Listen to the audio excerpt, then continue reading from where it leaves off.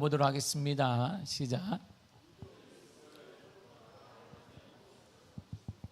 가끔 믿음이 있는지 생각해 볼 때가 있습니다. 어쩌면 제가 목사이기 때문에 그런 것 같기도 합니다. 내 양은 내게 주신 맡겨주신 양들은 진짜 믿음을 가지고 있는지 곰곰이 의심이 들 때가 솔직히 많이 있습니다. 우리 주위에 지금 벌어지는 일들을 보십시오. 믿음 있음이라고 하는 사람들은 믿음 없음의 사람들에게 비웃음거리가 되고 있습니다. 심지어 믿음 있음이라고 얘기하는 사람들은 가정에서조차도 믿음 있음의 사람으로 행동하지 않기 때문에 우리 자녀들과 이웃들을 믿음 없음의 영역으로 몰아내고 있습니다. 이들이 믿음의 영역으로 돌아오지 못하고 있습니다. 그래서 주님께서도 2000년 전에 소금이 만약 제 맛을 잃으면 무엇으로 짜게 하리요? 제 맛을 잃으면 버려지고 밟힐 뿐이라고 주님이 말씀하셨는지도 모르겠습니다. 지금이 그때가 아닌가 싶기도 합니다. 아브라함이 본문에 보면 75세 전에, 그러니까 25년 전에 한 일을 오늘 25년 후 100세가 다가오는데 반복하는 장면이 오늘 본문의 내용입니다. 하나님께서 인생의 노인을 준비해야 될 75세 됐을 때 하나님께서는 아브라함에게 새롭고 완전히 새로운 인생을 선택하도록 명령하셨습니다. 아브라함아, 고향집을 떠나야 한다. 그에게 지시한 그 땅은 또한 그 인생에 한 번도 가보지 않은 땅이고, 주위 사람들한테 물어보았더니 그들도 말하기를 그 미개한 땅은 가보지 않았다라고 말하기도 합니다. 문명의 최고의 발상지에 살았던 아브라함이 문명의 발달이 전혀 없던 그 미개한 땅에 대해서 하나님의 가라고 해서 정보를 얻을 것 같더니 정보가 아무것도 없습니다. 주위의 사람들조차 소문으로만 들었던 미개한 땅이라는 것 외에는 정보가 없습니다. 기회의 땅이라고 생각했는데 기회의 땅은 아닌 것 같습니다. 실패한 자가 쫓겨나거나 유배당할 장소로 보면 딱 맞을 것 같습니다. 왜냐하면 상당히 멀기 때문이죠. 그런 아브라함은 갈등하거나 두려워하지 않고 이렇게 행동했습니다. 창세기 12장 4절입니다. 시작.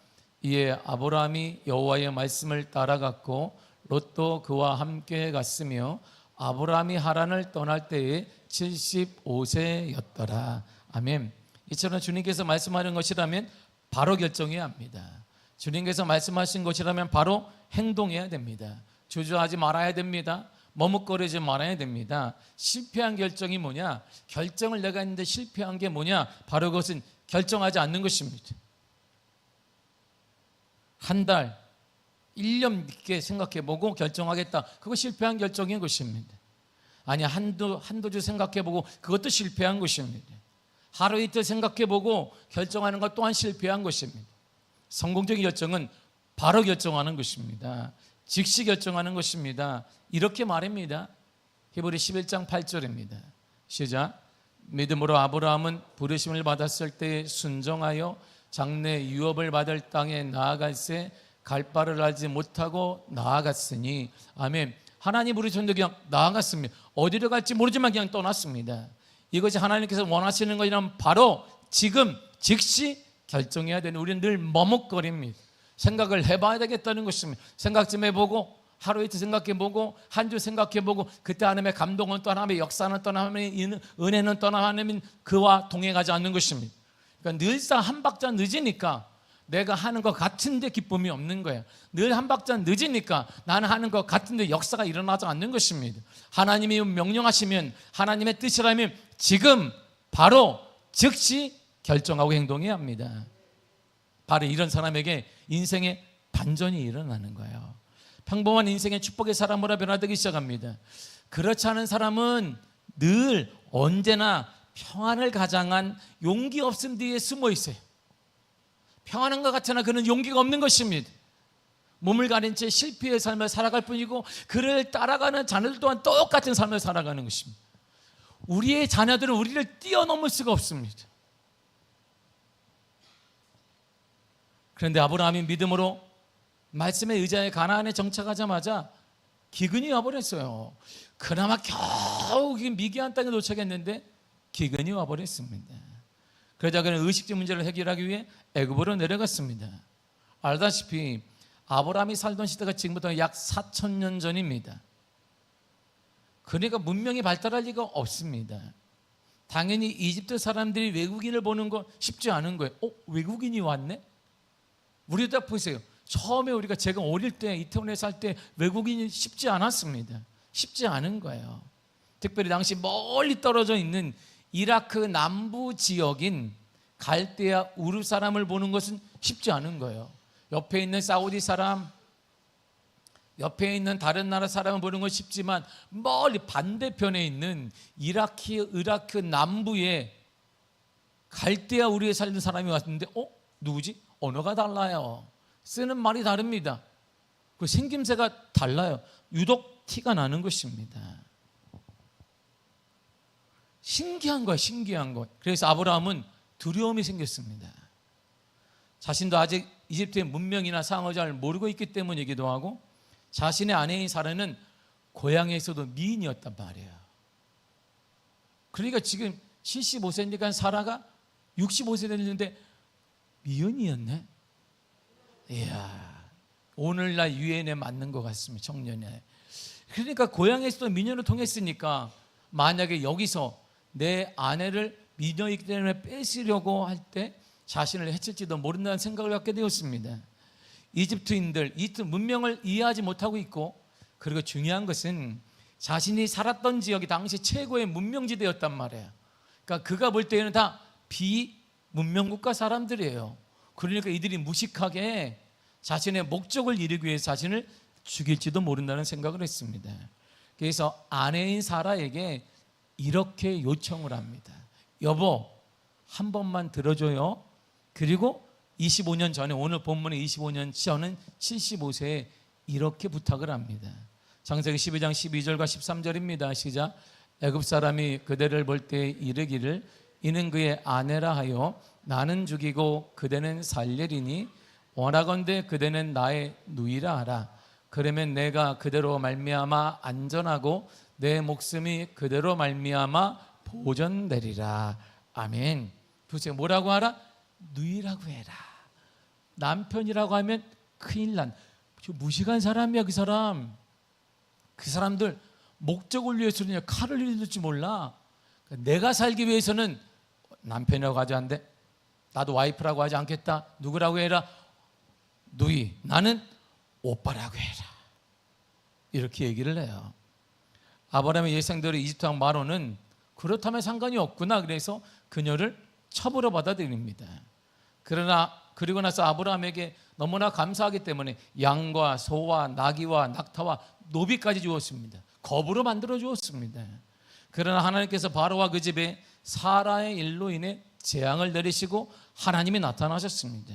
이 아브라함은 사라와 함께 이집트에 올 때는 거짓골로 왔는데 사라의 일로 인하여서 한순간에 거부가 됐습니다. 조카와 싸울 정도로 거부가 됐어요. 시간이 흘러서 조카 롯과 헤어진 후에 거처를 그랄로 옮겼습니다. 이게 바로 125년 전에 흐른 100세 때예요. 그런데 그것에서 아브라함은 예전에 애굽에 내려갔을 때 왔던 일을 똑같이 반복합니다. 어떤 일일까요? 본문의 2절을 보겠습니다. 시작. 그의 아내 사라를 자기 누이라 하였으므로 그라랑 아비멜렉이 사람을 보내어 사라를 데려갔더니, 똑같은 문맥이 25년이 흘렀는데 이때에서 아내 사라를 누이라고 속이는 대략 25년이 지났습니다. 그렇다면 그동안 어떤 일이 일어났을까요? 아브라함은 하나님과 함께 하심과 하나님의 도우심을 받았습니다. 거부가 되었습니다. 거짓걸로 왔는데 거부가 되어지고 큰 부자가 되었습니다. 하나님의 은혜를 많이 받았습니다. 하나님이 아브라함에게 나타나 직접 말씀하시기도 하셨습니다. 전쟁에서 승리하기도 했습니다. 롯을 데리고 오는데 전쟁에 나가거든 승리하 318명을 데려가 승리했습니다. 그의 간구 하나님이 늘 응답하셨습니다. 이런 은혜를 경험했다면 당연히 아브라함의 신앙은 성숙해야 합니다. 그런데 그의 모습은 25년 전이나 지금이나 똑같은 거예요. 우리가 일반적으로 기대하던 아브라함은 이전과는 다른 뭔가 변화된 모습 우리에게 보여줘야 됩니다. 당연한 기대 아니겠어요? 그런 은혜를 많이 받았는데, 그런 역사를 많이 받았는데, 하나님의 은혜를 많이 받아 하나님의 공급하심을 받았는데, 지금까지 하나님에게 지켜주었다. 당연히 하나님에 대한 철저한 믿음이 있어요. 달라져야지 했는데 똑같아요. 그의 신앙 연수가 올라가고 나름 무슨 영적 경험도 했다고 하고 직분자도 되어지고 중직이 되었다면 일반적으로 세상도 우리를 향해 예전과는 다른 뭔가 변화된 모습을 기대하고 자녀들도 기대하며 우리도 기대하는 것입니다. 그리고 우리는 당연히 변화된 모습을 보여주어야 합니다. 그런데 실망스럽게도 아브라함은 이 시간에 똑같은 행동을 해요. 실망스럽게 우리도 하나님을 경험했고 하나님의 은혜를 경험했고 여태까지 하나님의 은혜가 살았다고 하는데 예전과 똑같은 모습을 우리 자녀들과 우리 이웃들에게 보여주고 있는 거예요. 그러면서 복음화가 안 되는데요. 안 되지, 당연히 안 되지.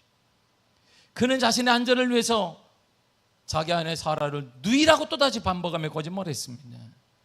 우리를 보세요. 똑같아, 각오와 여전히 똑같습니다.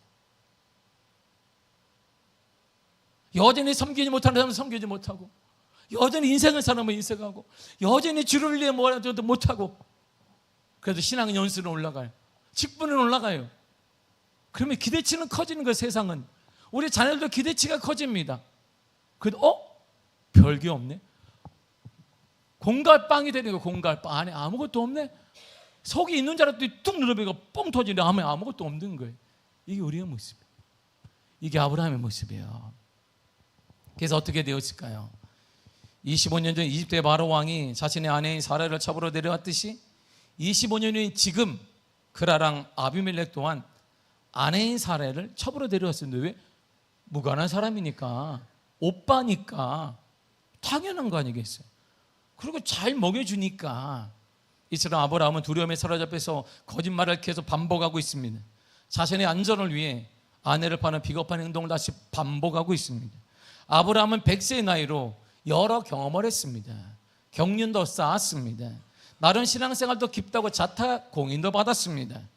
자신 있게 자신에게 어려움이 생긴다 그런데 똑같은 실수를 범하고 있는 거예요. 과거의 모습으로 돌아갑니다. 과거의 믿음 없음의 모습으로 돌아가고 있습니다.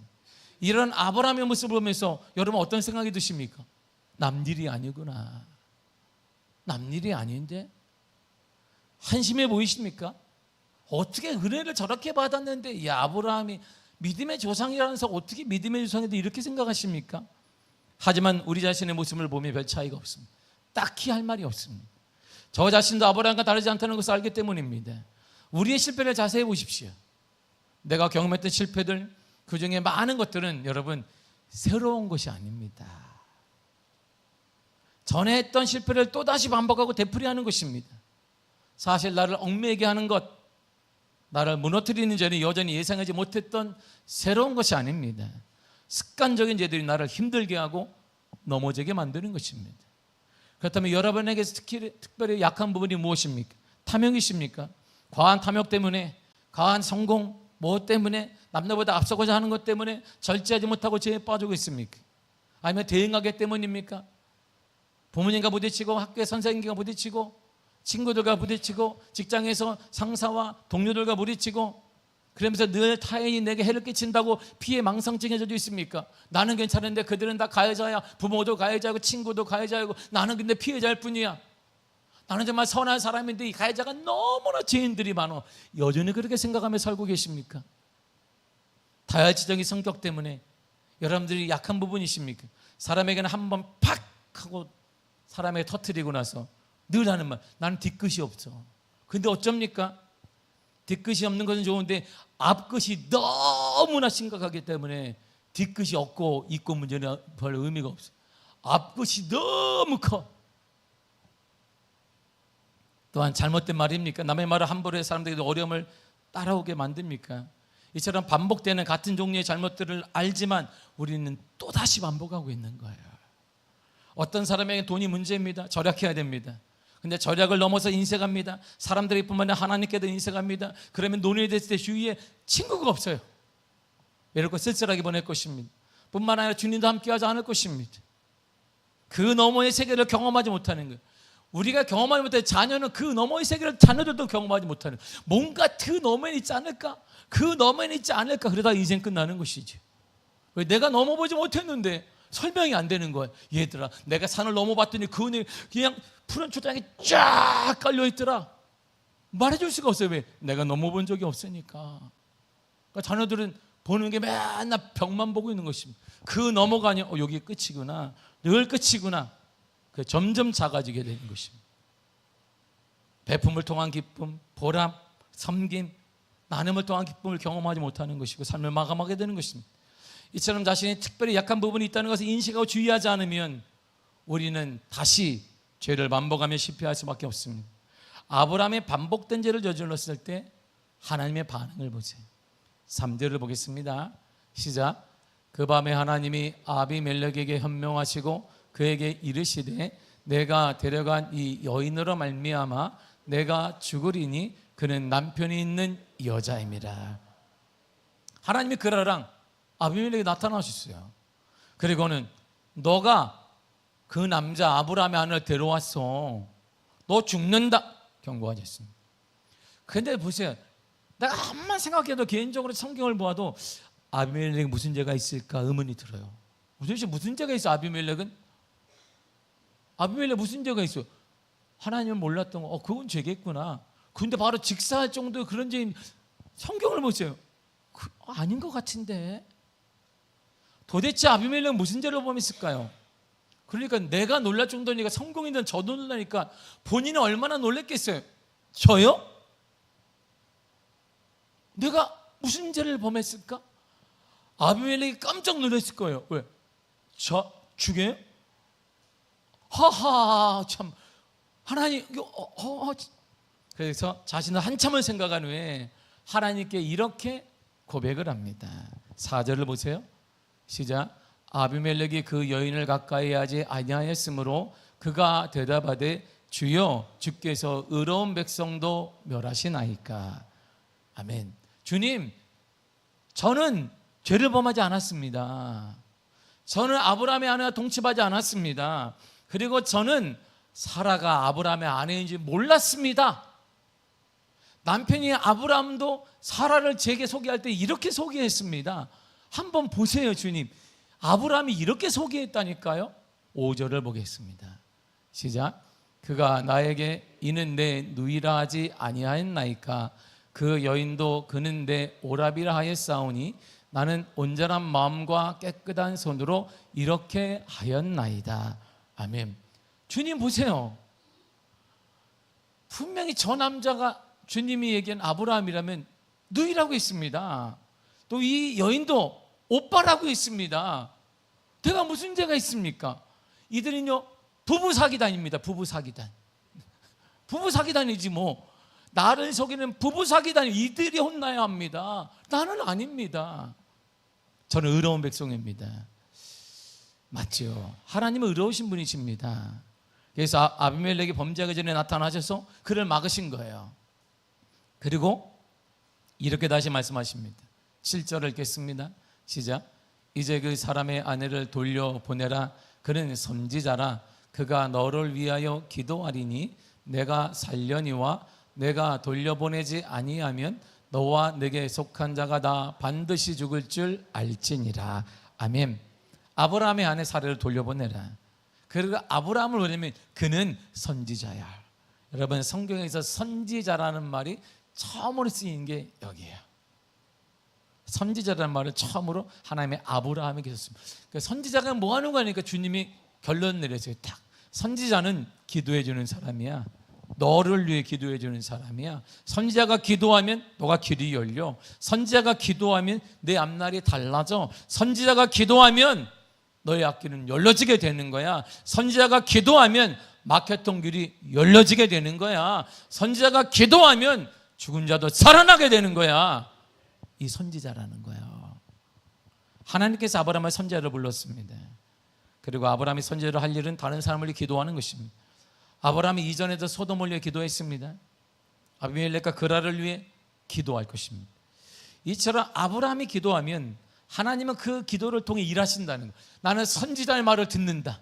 하나님의 선지자가 기도하면 그 말을 하나님이 들으시고 역사하며 하나님이 일하시는 것입니다. 근데 아브라함은 실패한 사람이에요. 그런 반복하여 똑같은 문제로 실패한 사람입니다. 그는 2번씩이나 하나님을 신뢰하지 못했습니다. 사람을 두려워하며 불순종했습니다. 이방 나라 사람들 왕들을 속였습니다. 그럼에도 하나님은 아브라함의 선지자 자격을 무효화시키거나 그 역할을 빼앗지 않았습니다. 이것이 하나님의 사랑인 거야. 우리를 향한 하나님의 사랑이 이것입니다.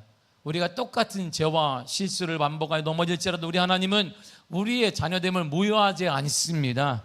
우리 역할을 빼앗지 않습니다. 그러나 이 사건으로 믿음 있는 아브라함이 믿음 없는 아비멜렉에게 책망을 받습니다. 9절과 10절을 보세요. 시작. 내가 어찌하여 우리에게 이렇게 하느냐?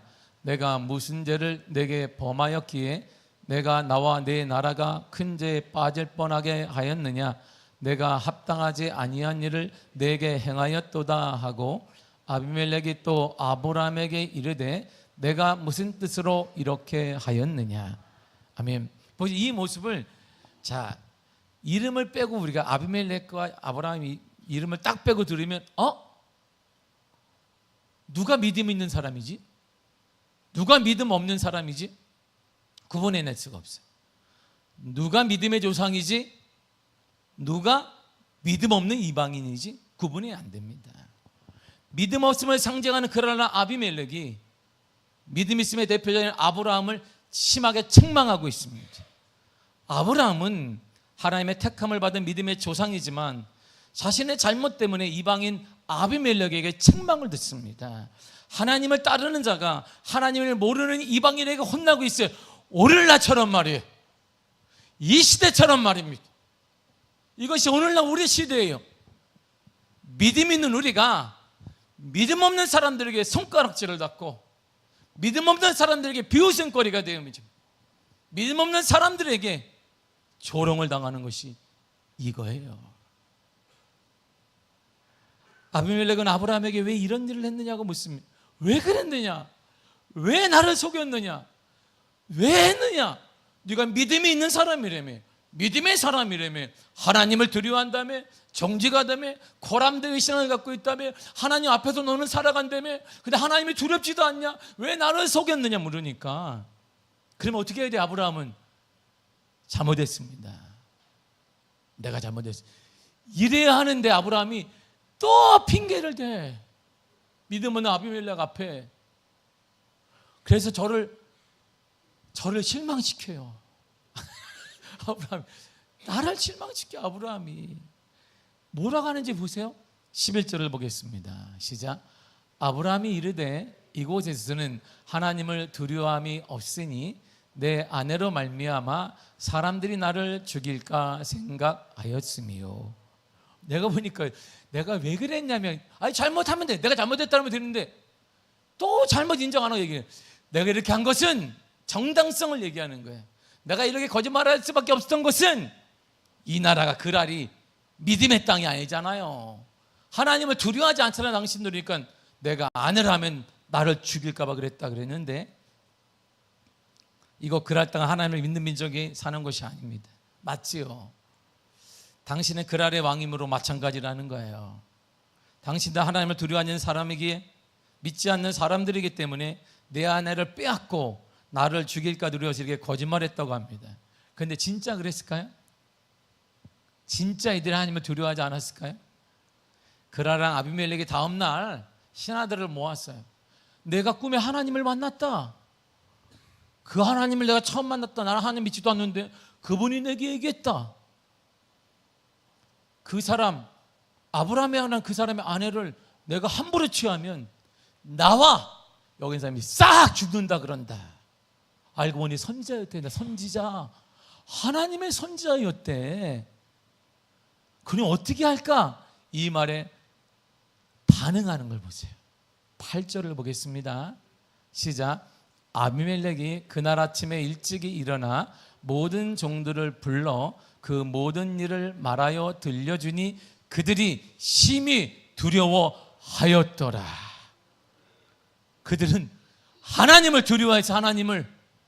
그런데 아브라함 뭐라 그랬어요? 하나님 두려워하지 않잖아 당신들은. 그래서 내가 거짓말했지.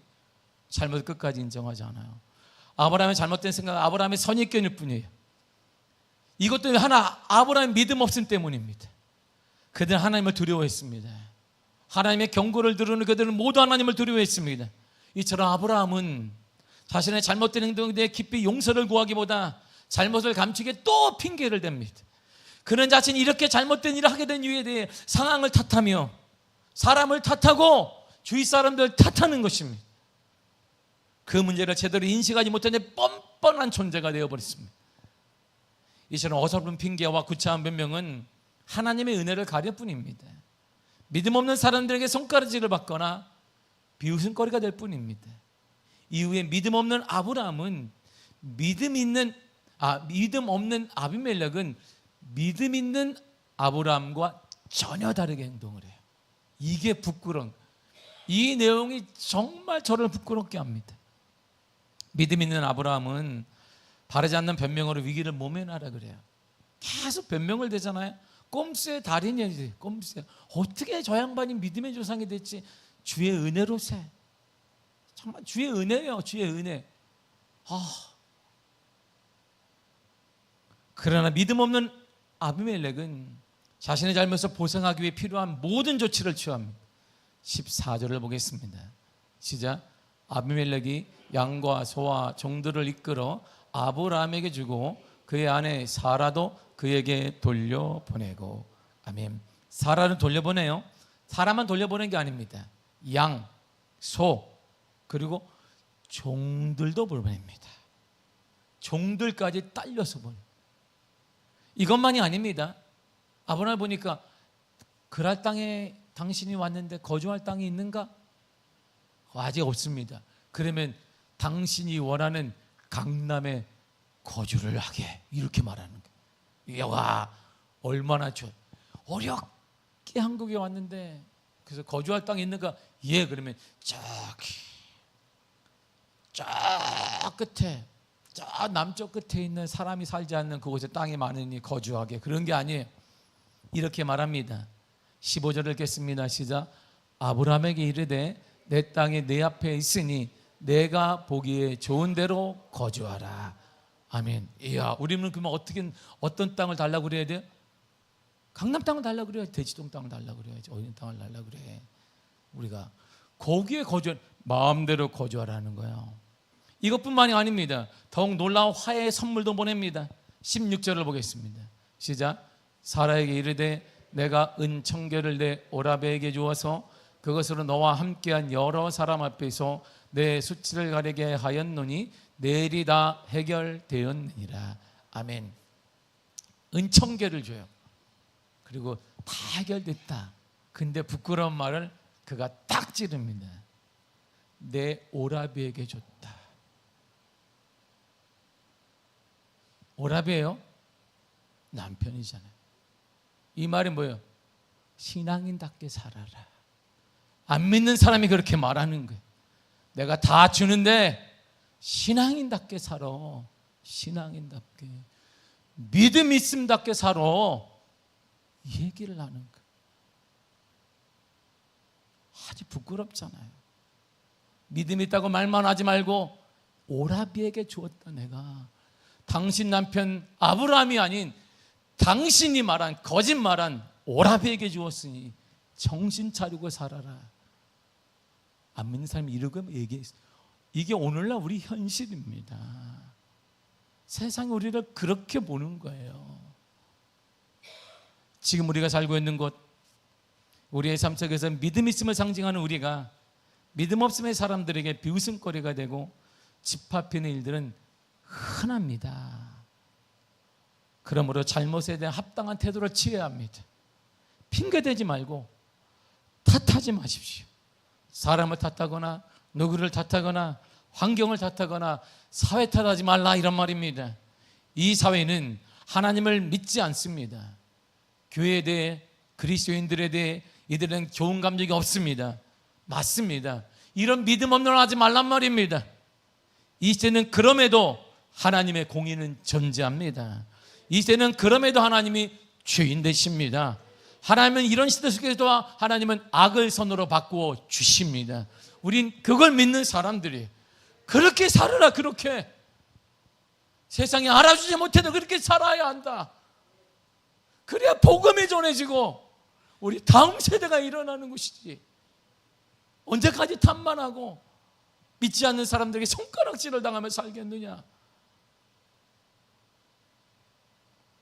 우리가 할 일은요, 자신의 잘못에 대해서 철저히 그리고 끝까지 책임져야 합니다. 주님의 마음을 시원케 할 정도로 철저히 회개하고 책임져야 합니다. 상대방이 수긍할 때까지 끝까지 책임지고 사죄해야 합니다. 적당히 주님께서 다 아시잖아, 그런 말 하지 말아야 합니다. 핑계대지 말란 말입니다. 신앙을 핑계로 삼지 말란 말이에요. 자신의 직분과 나이에 맞게 행동하십시오. 여러분들의 직분이 크다면 클수록 사죄하고 더 깊이 기도하시기를 바랍니다. 합당하게 그에 맞게 말하고 그에 맞게 행동하십시오. 나이가 많아서 더 많은 책임을 감당하고 회개하십시오. 경험이 많다면 더 조아리고 낮아지시길 바랍니다. 철저히 낮아지시기를 바랍니다. 그래서 세상의 조롱거리가 아닌 더 이상 비웃음거리가 되지 말란 말이에요.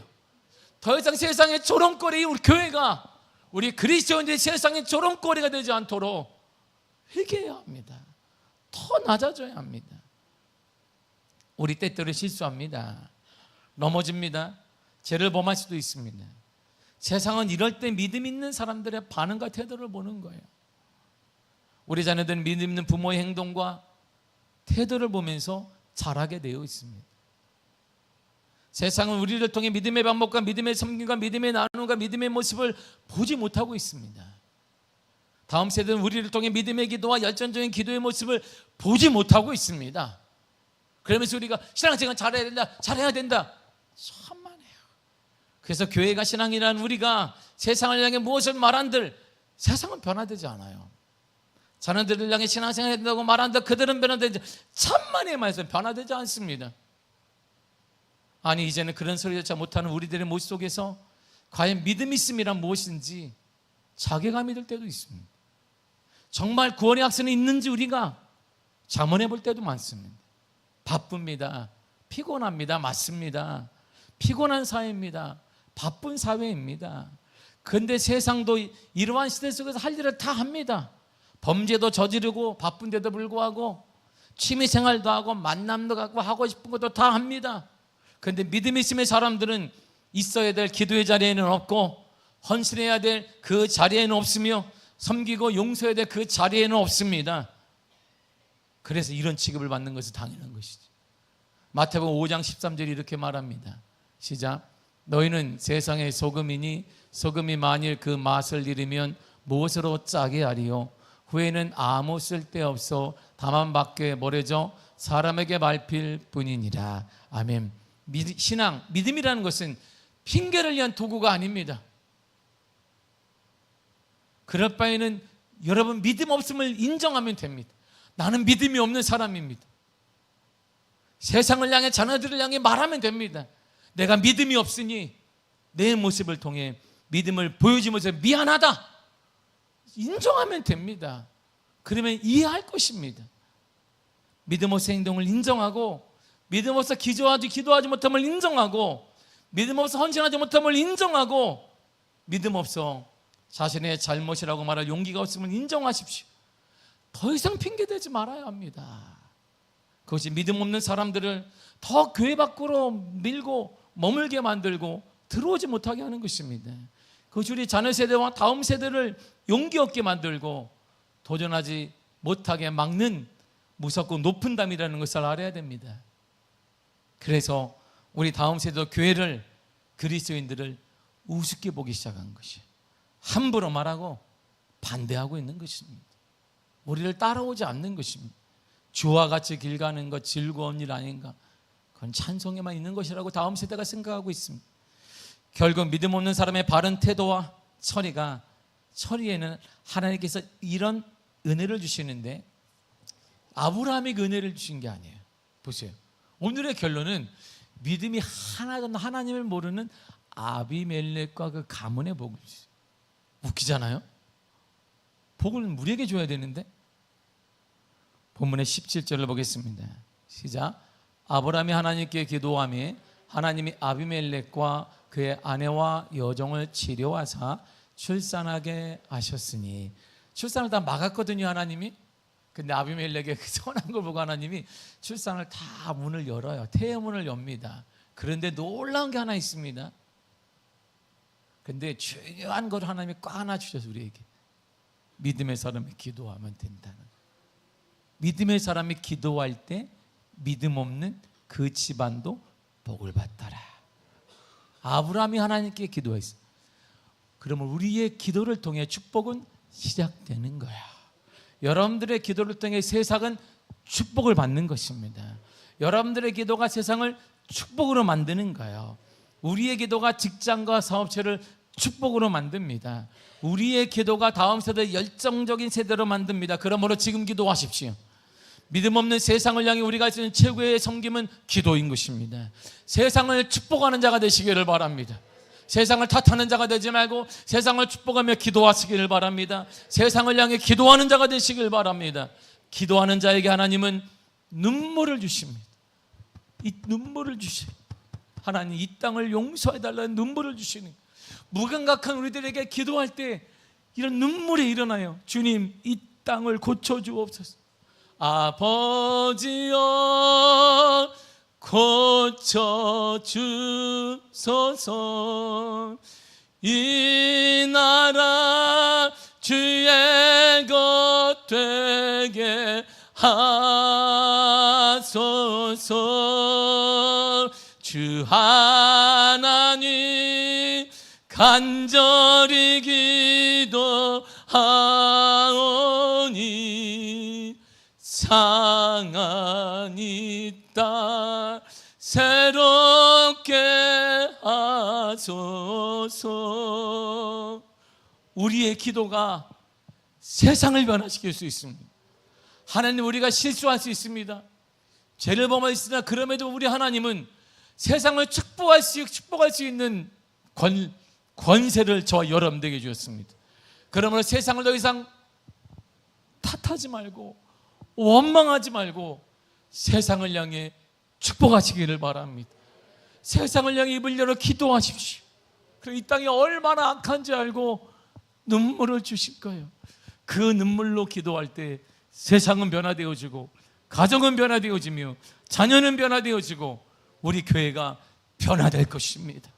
하나님, 우리 교회에 하나님의 눈물을 허락하여 주옵소서.